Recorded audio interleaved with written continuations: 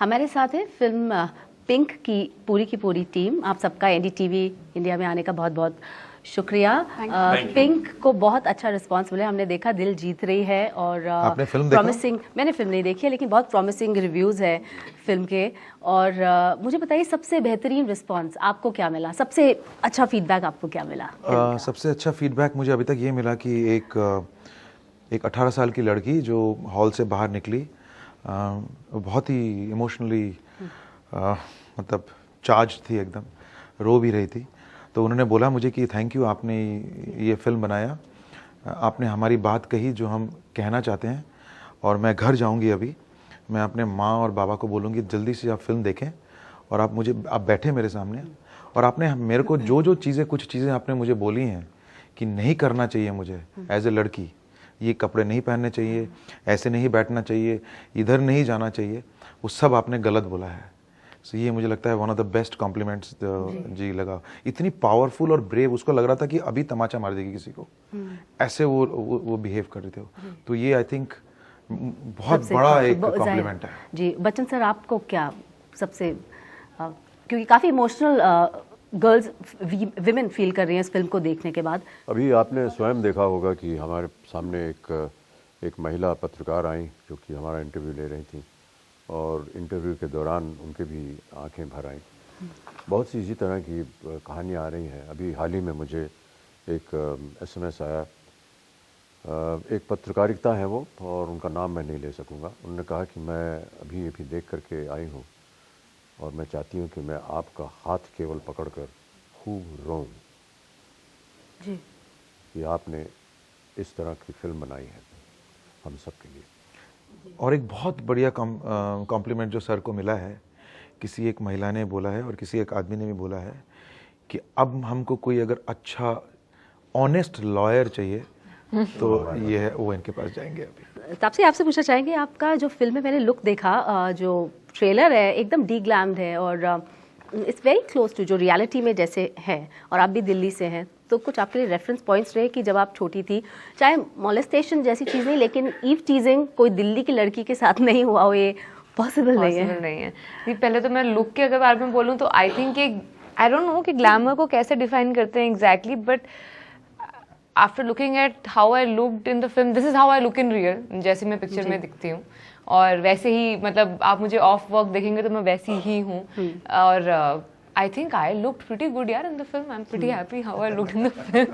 I think I was absolutely. I found myself really glamorous because the kind of confidence that the character had, जो confidence carry कर रहा था मीनू का character, I think that was very glamorous for me. Right. And हादसों की जहाँ तक बात है, ये obviously ऐसे आपने बोला बहुत रेयर ही ऐसा कोई होगी लड़की जो ईव टीजिंग का शिकार नहीं हुई होगी। सो मतलब वो एक टाइम पे ना आदत, पार्ट ऑफ योर लाइफ बन जाता है। पता है घर से बाहर निकलेंगे तो कोई ना कोई आवाज कुछ ना कुछ मारेगा या कोई ना कोई कुछ बोल के निकल जाएगा, आदत सी हो जाती है। पहले तो हम भूल के निकल जाते थे, अब कुछ सालों से जब से मुझे रियलाइज होने लगा कि मेरी गलती नहीं है कि वो इंसान मुझे ऐसा कुछ बोल रहा है कुछ सालों से, तो वो अब मैं मुड़ के जवाब देती हूँ या रिएक्ट करती हूँ। अब शायद पहले करती होती तो चीज़ें अलग होती। ज़रूर जी। बच्चन सर, एक मेल डोमिनेटेड सोसाइटी में औरत जो है तो उसको हमेशा कटघरे में एक तरह से रहती है। फिल्म में लिटरली कटघरे में है। खासकर जो इस फिल्म के डायलॉग्स है बहुत ज़्यादा पावरफुल है। आपने जैसे you are a woman of questionable character, Piyush का डायलॉग है since when have you been soliciting, आपका डायलॉग है आर यू अ वर्जिन। तो ये वाले डायलॉग्स में जाहिर है शॉक वैल्यू भी बहुत ज़्यादा है और इसको लेकर सोशल मीडिया में भी जाहिर है बहुत बात है, क्यूरियोसिटी भी बहुत बढ़ गई है फिल्म को लेकर। जी, वो जब आप फिल्म देखेंगी तो आपको पता चलेगा। जी, वकील जब कोर्ट में जाता है, अदालत में जाता है, तो किस तरह की भाषा इस्तेमाल करता है उस पर इन्होंने सबने रिसर्च की। बहुत सारे केसेस को देखा, सुना, पढ़ा, ज्ञान प्राप्त किया और उसके बाद जा करके उसका जो सार था वो लिया। कोई भी ऐसी बात है जो कि आपने सुनी हो या देखा ही हो, वो जो भी इन्होंने रिसर्च किया उससे अलग नहीं है। इस तरह की भाषा होती है।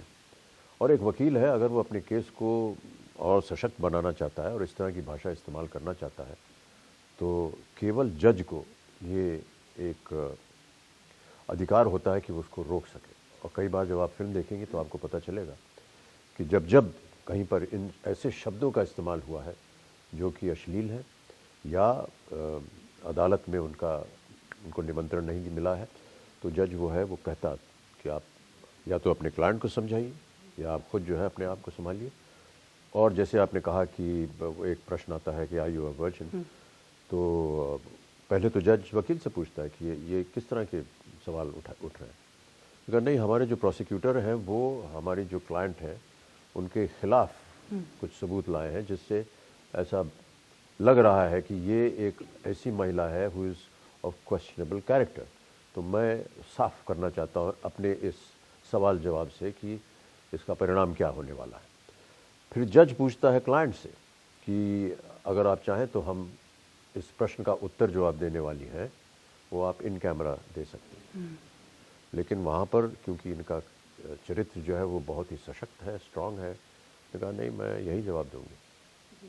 ये सारी बातें जो है, देखिए छोटी छोटी भी आप इस फिल्म में आप बातों को सुन लीजिएगा, देख लीजिएगा, तो आपको पता चलेगा कहीं ना कहीं जो हमारा सार है हमारी फिल्म का, जो तत्व है, वो केवल हम सब के भाषणों में से नहीं निकलेगा, वो इन छोटी छोटी बातों में से निकलेगा। जी। इसने इनकार कर दिया कि नहीं, मैं इन कैमरा में नहीं बात करूँगी, इसका मतलब ये कि मैं निडर हूँ, और अगर किसी ने मुझसे इस तरह का प्रश्न पूछा है तो मैं उसका सबके सामने, पूरी सभा के सामने जवाब दूंगी।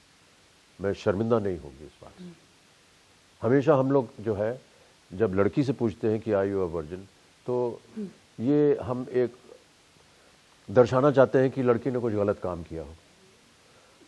लड़कों से हम जब पूछते हैं कि आर यू अ वर्जिन, तो ऐसा लगता है कि एक हमने कुछ बहुत बड़ा हिमालय पर्वत पार कर लिया, एक अचीवमेंट के तौर पर देखा जाता है। या you are not a virgin, damn good यार, पर व्हाई दिस इज रॉन्ग। तो आप इसको किस तरह से देखते हैं कि फ्रीडम ऑफ एक्सप्रेशन और सेल्फ सेंसरशिप के बीच में कैसे तालमेल बिठा सकते हैं? ये तो सरकार निर्धारित करती है जी क्या दिखाने लायक है, क्या काटने लायक है। जी। और सेंसर बोर्ड जो है वो सर्टिफिकेट अपना इसी बुनियाद पर देता है, उसका हम पालन करते हैं।